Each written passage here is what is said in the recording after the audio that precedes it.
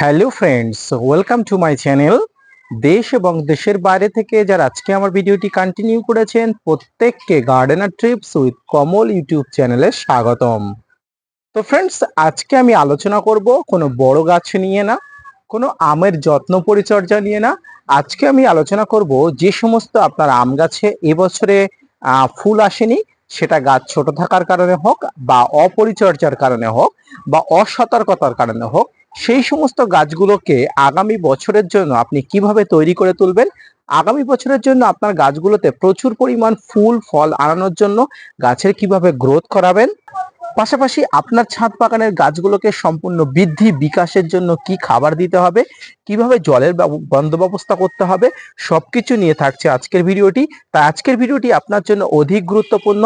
আপনি যদি ছাদ বাগানি হয়ে থাকেন এবং আপনার ছাদ বাগানে যদি এই ধরনের গাছে প্রচুর ফল না এসে থাকে, সেই গাছগুলোকে আপনি এভাবে কিভাবে পরিচর্যা করবেন সেটা নিয়ে থাকছে আজকের ভিডিওতে। তো ভিডিওটি না স্কিপ করে কন্টিনিউ করবেন।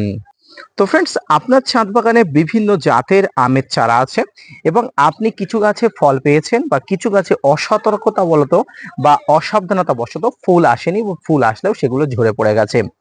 এবারে আপনাকে এই বছরের মতো তো আর আপনি আম পাবেন না। যদি আপনার 12 মাসই আমের চারা হয়ে থাকে তাহলে হয়তো আপনি আবার চারা ফুল পেতে পারেন, মুকুল পেতে পারেন। কিন্তু যদি আপনারা বছরে একবার কোনো আমের চারা রোপণ করে থাকেন বা একবারই যদি ফল আসা বা ফুল আসা গাছ রোপণ করে থাকেন, তাহলে আগামী বছরের জন্য এই গাছগুলোকে আপনারা কি করে পরিচর্যা করবেন।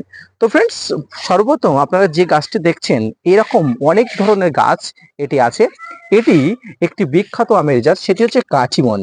ফ্রেন্ডস, আপনারা দেখতে পাচ্ছেন এখানে এখনো ট্র্যাকগুলো আছে, যেগুলোতে দেখা যাচ্ছে যে এটি কাটিমন একটি আমের গাছ।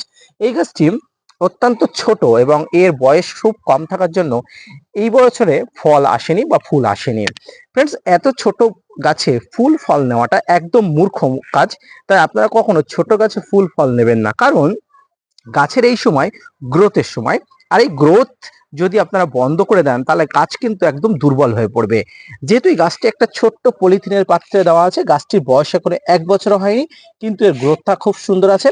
গাছের গোড়াটাতে টগমগ খাবার দেওয়া আছে যাতে গাছটা খুব তাড়াতাড়ি বৃদ্ধি হয়ে যেতে পারে। পাশাপাশি এখানে আর একটা গাছ আছে, এটি আর একটা বিখ্যাত জাত, এটা চিয়াংমাই বলে একটা আম। এই আমটি যদিও আমি এখনো চোখে দেখিনি, যেখান থেকে যে নার্সারি থেকে নিয়ে আসা হয়েছে ওনার কথায় বিশ্বাস করে নিয়ে আসা হয়েছে। কারণ আমি যে সমস্ত ছাদ বাগানে গাছ আছে প্রত্যেকটি গাছে ওনার কথাটাই নিয়ে আসি এবং প্রত্যেকটি অথেন্টিক গাছ। সেক্ষেত্রে ওনার কথা বিশ্বাস করে এই জাতটি নিয়ে এসেছি। তো এই গাছটি খুব ছোট থাকার কারণে এই গাছটি কোনো মুকুল আসেনি এবং এই গাছগুলোতে কি ধরনের পরিচর্যা করবেন সেই ধরনের পরিচর্যার কথা আজকে আমি আলোচনা করব। ফ্রেন্ডস, যে সমস্ত গাছগুলোতে প্রচুর পরিমাণ ফুল ফল এসছে, যেমন আমার এই গাছটিতে ছোট গাছে প্রচুর পরিমাণ ফুল এসছে, যেহেতু গাছটি ফল নেওয়ার জন্য পারফেক্ট হয়েছে। এই সমস্ত গাছে ফুল এসে গেছে, সেটা তো স্বাভাবিক জিনিস। কিন্তু এই সমস্ত গাছগুলোতে ফুল আসেনি, ফুল আসার উপযুক্ত হয়নি। এই সমস্ত গাছগুলোতে আপনারা কিভাবে পরিচর্যা করবেন? তো সর্বপ্রথম যেটি বলি, এই সমস্ত গাছগুলোকে আপনাকে প্রচুর পরিমাণ বাড়িয়ে নিতে হবে। আপনার ছাদ বাগানে যে জায়গাতে যে অবস্থাতে আপনার গাছগুলো আছে, গাছগুলোকে সুস্থ সবলভাবে বাড়িয়ে নিন। আগামী বছরের জন্য গাছগুলোতে সুস্থ সবলভাবে বাড়িয়ে দিলে আপনার গাছে প্রচুর পরিমাণ ফুল এবং ফল আসবে। এটি অন্তত আমি বিশ্বাস করি এবং আমি আশ্বস্ত করতে পারি। আপনি যদি সঠিকভাবে সঠিক পদ্ধতিতে আপনার ছাদ বাগানে আম গাছগুলোতে আগামী বছরের জন্য বাড়িয়ে নিতে পারে বা আপনি আগামী সিজন আসার আগে যদি গাছগুলোকে সুস্বাস্থ্যবান করে উঠতে পারে, তাহলে অবশ্যই আপনার ছাদ বাগান আবার আগামী বছরে সুসজ্জিত হবে ফুল এবং ফলে।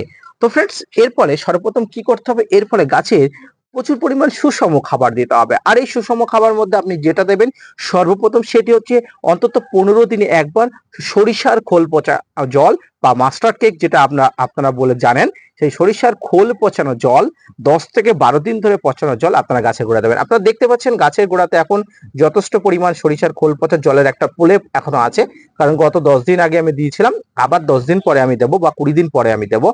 এর পাশাপাশি গাছে কিছু এই সময় মিশ্র জৈব সার আপনাকে দিতে হবে, তার মধ্যে রাসায়নিক সারেরও কিছু প্রলেপ থাকবে।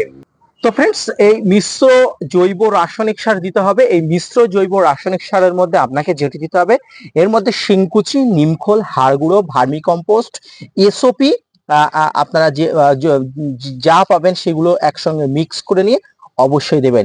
পাশাপাশি গাছে অবশ্যই বোরন এই সময় গাছের মাটিতে দিতে পারেন বা স্প্রে করতে পারেন।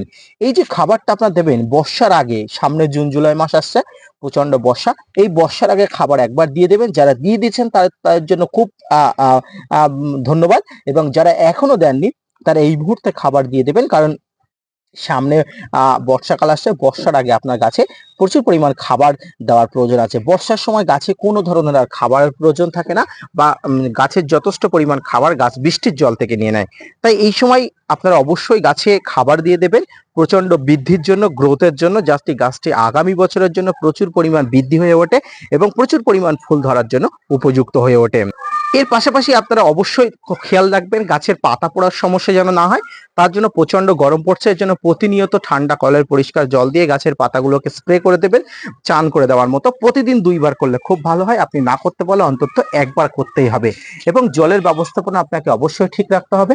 আপনি যত ধরনের খাবার আপনি দিতে পারেন এই সময় প্রত্যেক ধরনের খাবারগুলো খুব ভালোভাবে দেবেন, এবং এই খাবারগুলো খেয়ে গাছ দ্রুত বৃদ্ধি পাবে, গাছের নতুন পাতা আসবে, নতুন শাখা পোশাকা হবে। এবং যে সমস্ত গাছে একটা ডাল অর্থাৎ সিঙ্গেল ডাল, সেই সমস্ত গাছগুলোকে আপনি প্রুনিং করে অনেকগুলো ডাল বাড়িয়ে নিতে পারেন।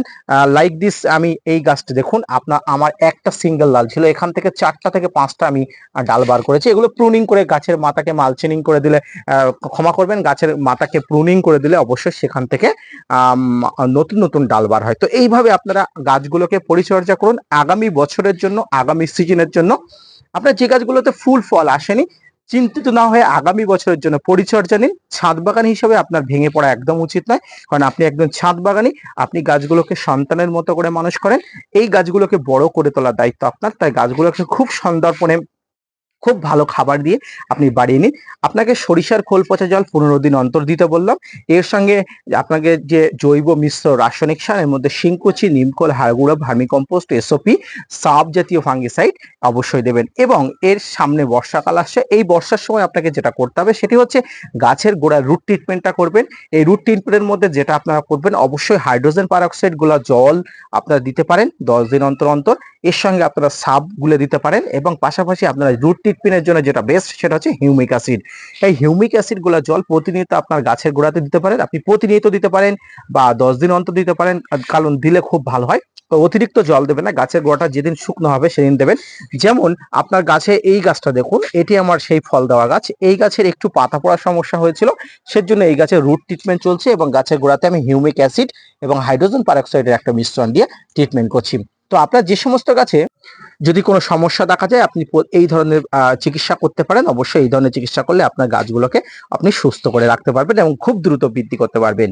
তো ফ্রেন্ডস, ছাদ বাগানের যে সমস্ত গাছে ফুল ফল আসেনি, আগামী সিজনের জন্য এই পরিচর্যা সংক্রান্ত আজকের ভিডিওটি যদি ভালো লেগে থাকে, অবশ্যই লাইক, কমেন্ট, শেয়ার এবং সাবস্ক্রাইব করবেন। পাশাপাশি gardener TRIPS with Kamal YouTube চ্যানেলকে সাপোর্ট করবেন। আপনাদের জন্য প্রতিনিয়ত তথ্য নিয়ে ভিডিও বানাই। আপনারা যদি মোটিভেট করেন, ভিডিও বানাতে আগ্রহী হই এবং নতুন নতুন ভিডিও বানাতে উৎসাহী হয়। দেখা হচ্ছে পরবর্তী কোনো ভিডিও নিয়ে, ততক্ষণ সঙ্গে থাকবেন। ধন্যবাদ।